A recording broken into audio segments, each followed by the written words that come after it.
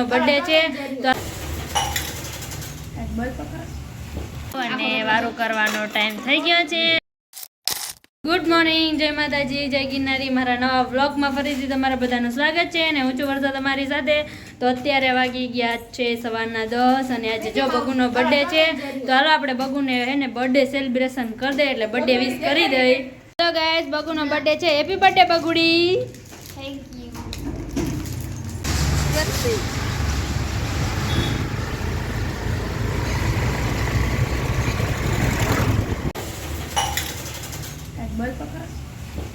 હું શું બોલું? હેલો ગાઈસ,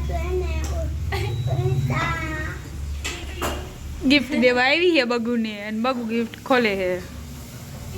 હેલો ગાઈસ, ચાલો પછી બંધ થઈ ગઈ.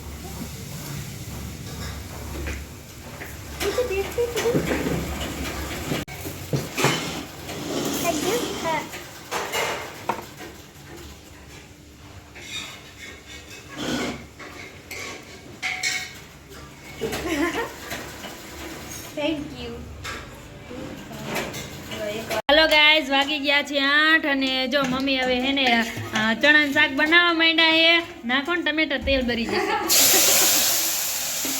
આજે બગુન બર્થડે હે ને એટલે આપણે ચણાનું શાક અને રોટલાની પાર્ટી કરવાની છે અને બગુને તો આપણે હે ને રોટલા ઉપર માખણ ચોપડીને દઈ દેવાની એટલે એનું કેક આવી ગયું. હાલો ગાઈઝ, તો મમ્મીએ જો હવે હળદર ને મીઠું ને બધું નાખી દીધું છે ટમેટામાં અને હવે નાખે છે મરચું. અને બર્થડે ગર્લ તો જો કામ કરે, લહણ બોલે ને એવું કંઈક કરે. કોણે? ઉડલી છે પૂજા દીદી કામ જ એવા હોય પણ. અને પૂજા દીદી જો આ બાજુ અહીંયા રોટલા બનાવે છે.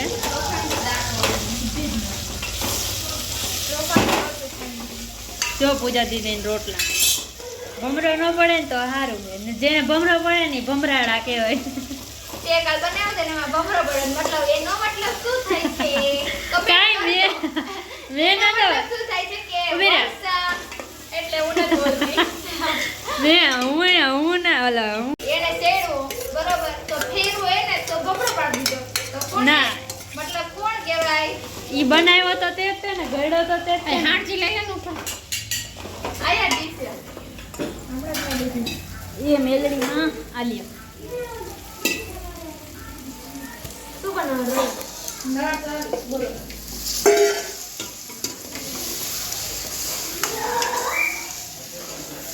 ક્યાં જવું હે પણ? અને આ બર્થડે ગર્લ કેવું મહેસૂસ થાય છે તમને?